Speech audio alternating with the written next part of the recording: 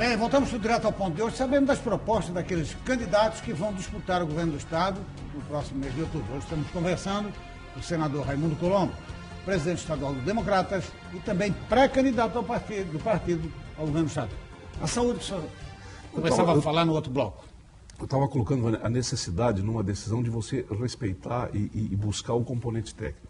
Esses dias eu estava em Brasília e um prefeito queria um aparelho de mamografia das minhas emendas. É um município pequeno. Mas deixa eu lhe perguntar, prefeito, o senhor tem um especialista para ocupar o aparelho, para operar o aparelho?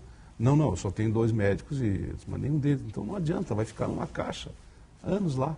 Aliás, tem muitos equipamentos em caixas fechadas que não são abertos. Então, eu acho que a decisão sempre é política, mas quem tem que decidir é o médico, é o presidente da associação médica, é o diretor clínico do hospital,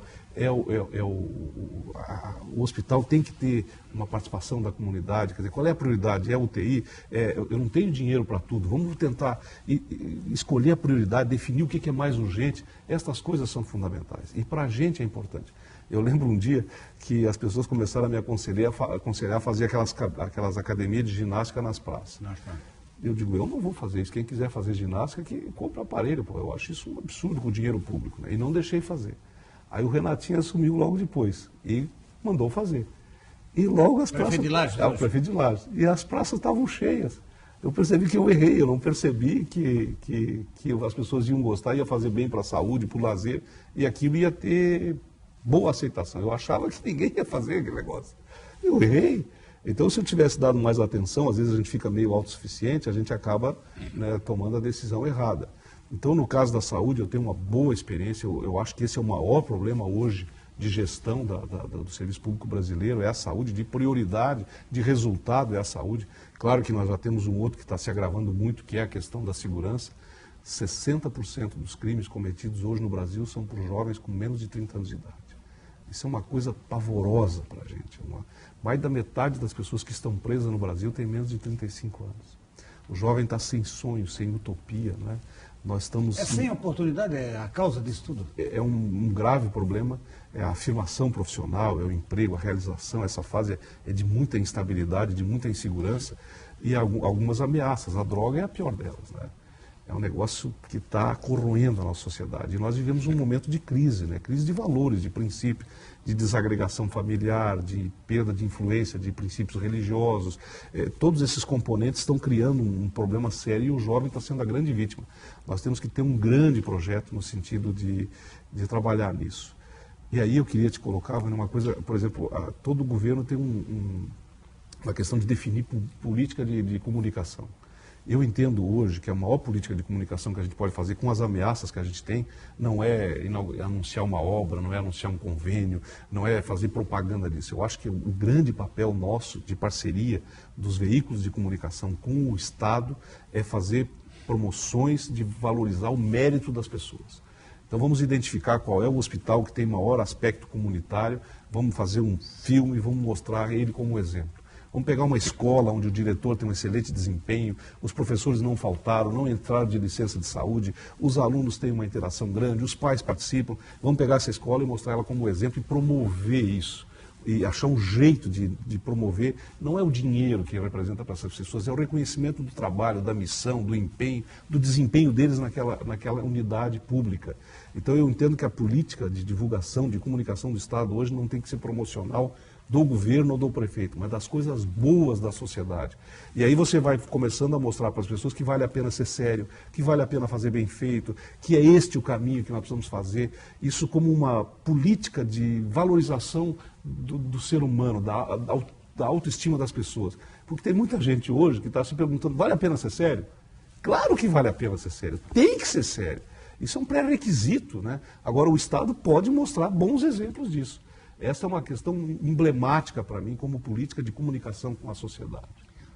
Nesse fator de reencontro das famílias, Sim. tu teria alguma proposta também, nesse caso do hospital e da escola?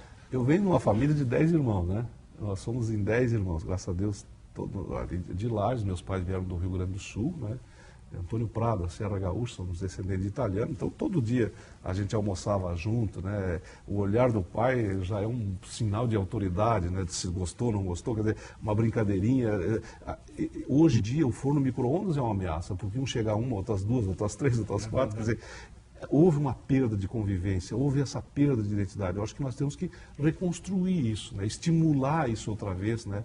Mostrar a importância dessa convivência. Nós temos que fazer o nosso Estado, a nossa sociedade cada vez mais alegre.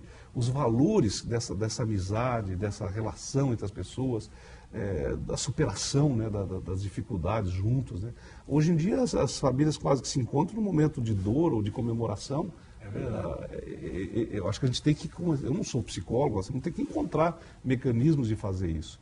Eu, como político, como governador, eu tento fazer isso como senador, sempre que posso. O meu negócio é andar nos corredores dos hospitais, entrar, isso funciona aqui, bem curioso, bem chato, pergunta, mas por que falta isso, por que falta aquilo? Porque tu vai pegando a ideia. E aí tu vai atrás dos técnicos para te orientar, e isso dá uma visão muito completa, muito forte. Eu acho que a gente conseguiu fazer um belo trabalho na saúde em Lages, né? Uma coisa que eu identifiquei, por exemplo, abrir os postos de saúde até às 10 da noite. Porque o operário, ele trabalha até às 6. E quando ele chega em casa, tem um filho com febre, ou ele próprio tem um mal-estar e tal, vai todo mundo para o pronto-socorro. Era a única unidade que ficava aberta. No pronto-socorro dava 300 pessoas, era uma fila enorme. E não adiantava colocar mais médicos, não tinha estrutura. Não, parece só um pouquinho.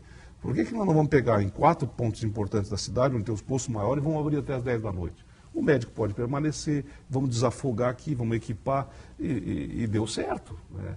Então, por exemplo, no final de semana eu encontrei um cara no brabo, uma barbaridade, que estava com dor de dente e não tinha onde ir, o serviço público fecha. Então nós começamos a estabelecer, nós já tínhamos o prédio, já tinha um pronto-socorro, já tinha a ambulância, já tinha o médico, a enfermeira. Então o gabinete odontológico estava lá, só que estava fechado. Nós abrimos 24 horas e começou a prestar um atendimento de qualidade e protegendo as pessoas. Então, quando você vai para o dia a dia, que você convive com as pessoas, que você vê o caminho, é fácil. E aí, quando você está certo, que você acredita, ninguém te segura. Você vai lá e faz realizar. E essas realizações são os grandes prêmios que a gente fica.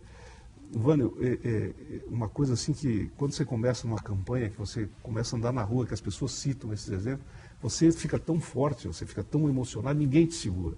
Eu fiz para senador, na minha região, 90% dos votos.